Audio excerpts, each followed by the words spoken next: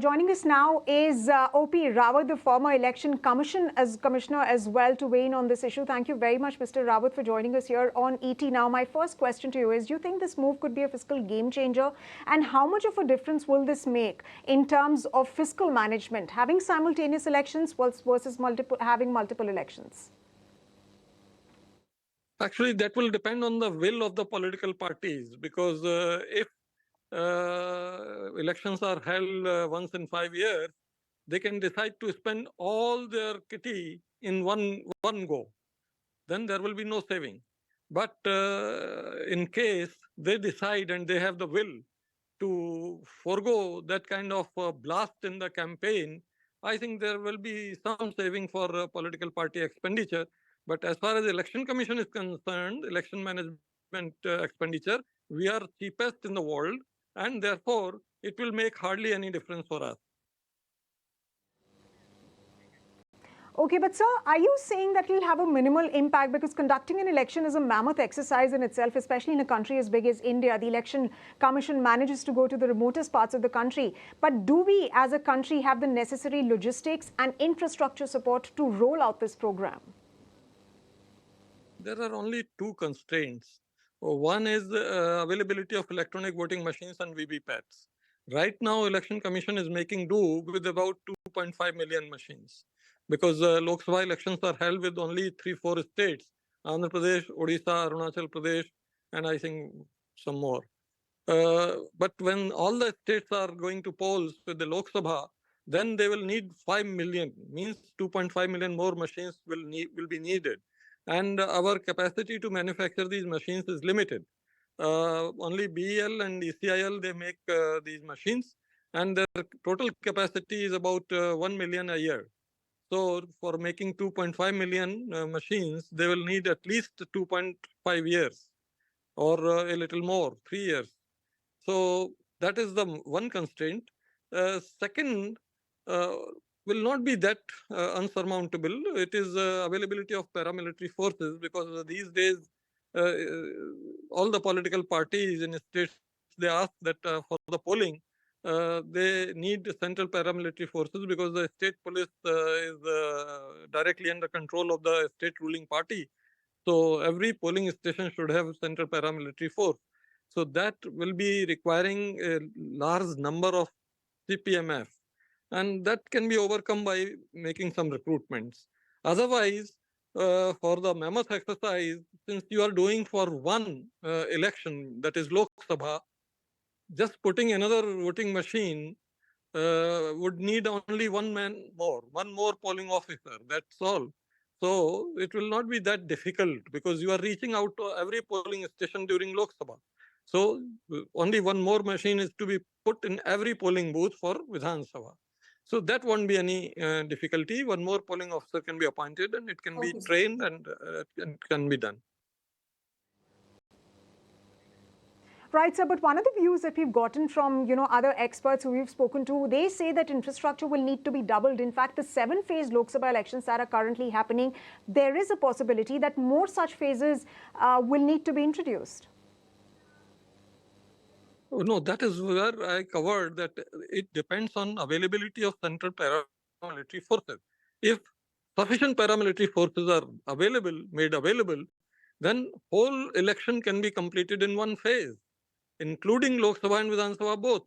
But availability of these forces is much less, and that is why Election Commission is compelled to spread elections to 7 phases, so that the CPMF deployed at one phase can go to second or third phase, like that. Okay, sir. But the opposition claims, let me also go to what the opposition has been saying. They say that, one nation, one election will make India a quasi-presidential system, and hence it has a huge political advantage for the party at the center. Do you agree with that argument? Is that argument valid? I think some statistical exercises by some agencies say that central issues dominate 77% on the minds of voters. All those things have come in the public domain. But in fact, if you go through the results of the past elections, and I can give you examples, like in Odisha, every time elections are held with the Lok Sabha. Yes. Consecutively for 2 elections, the electorate there in the same polling booth on 2 different voting machines gave 2 different verdicts. In Odisha Vidhan Sabha, they gave almost 2/3 plus majority to Biju Janata Dal. And in Lok Sabha, they gave more seats to National Ruling Party. Only in the third election in 2024 that National Ruling Party got majority even in Vidhan Sabha. So we cannot say that it is so. Even in Maharashtra elections recently held, in Nanded district, Lok Sabha by-election was held with Vidhan Sabha. All 6 seats of Vidhan Sabha went to Mahayuti, means ruling party combination. And the parliament by-election went to the Congress. So our voter has matured enough to take a decision, be discerning, and take a decision on voting where to vote.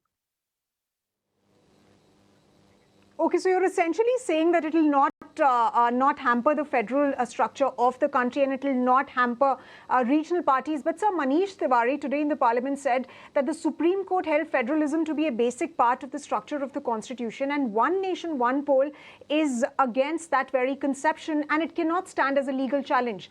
Would this move undermine then the federal structure of the country?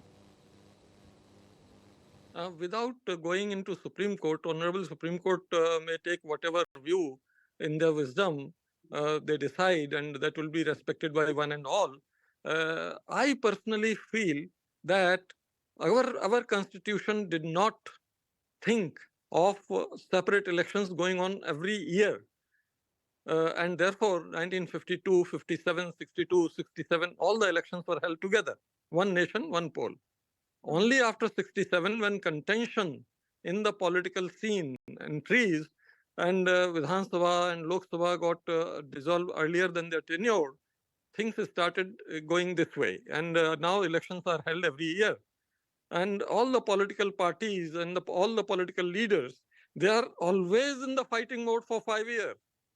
And that has resulted in opposition playing a constructive opposition's role, ruling party playing ruling party's role, and always they are fighting, calling names to each other, and instead of opposition, it has become enmity.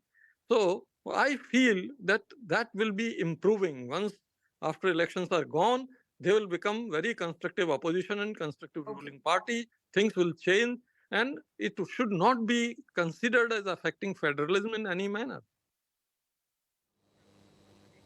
Right, sir. And that very point about, parties being in election mode all year round, that is the very idea behind, this one nation, one poll debate that happened in Parliament today when the bill was tabled. But my final question to you before we let you go, how soon do you think this will become feasible? How soon do you think that this will be implementable, particularly from an election commission point of view? That I won't be able to comment how many amendments, because it will depend on the draft bill. Whatever draft bill has come there, I'm outside the country, so I don't know what draft bill has been tabled in Lok Sabha. That will depend on that. However, there is no problem otherwise. It will be possible, and it can be done if a 3-year period is available for manufacture of EVM and VVPATs. All right. Thank you very much, sir, on that note, for joining us and sharing your thoughts on whether this idea is feasible and whether the time has come to implement this idea. Definitely, we're going to be seeing more developments as far as this big election reform idea is concerned in the months to come. If you like this video, then like, share and subscribe to ET Now.